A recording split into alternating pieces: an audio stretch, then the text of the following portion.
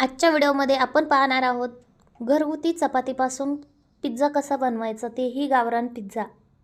तुम्ही म्हणाल गावरान पिझ्झा, तर व्हिडिओ शेवटपर्यंत पहा. व्हिडिओ आवडला तर असेच व्हिडिओ पाहायला चॅनलला सबस्क्राईब करा. तर चला, मी एक मस्त शेवटची जी चपाती आहे ती व्यवस्थित भाजून घेतली. नंतर ती आपण फुगवायची आहे. फुगल्यानंतर अशी तिचा वरचा जो पापूड आहे तो वेगळा करून साईडला ठेवायचा आहे.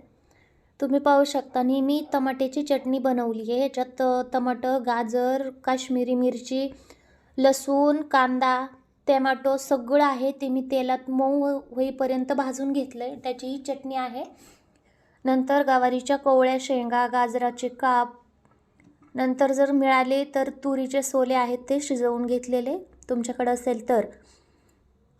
नंतर आपल्याला छोटे छोटे टोमॅटोचे पीस कापून टाकायचे आहेत. नंतर एक छोटासा मी ओला कांदा घेतला आहे. ओला कांदा जो पातीचा असतो तो आहे.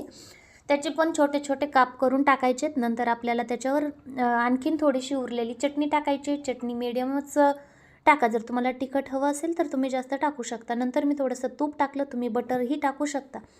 पण आता गावरान पराठा म्हणल्यावर आपल्याकडे बटर कुठून येणार. आणि व्यवस्थित कडक होईपर्यंत आपल्याला भाजून घ्यायचं आहे. आणि आपल्या जिकडल्या साईडला शेंगा येतात, म्हणजे आपण ज्या प्रकारे उभ्या शेंगा टाकल्या होत्या त्या प्रकारे फोल्ड करून घ्यायचं आहे. खायचं आहे. आवडलं तर चॅनलला सबस्क्राईब करायचं आहे.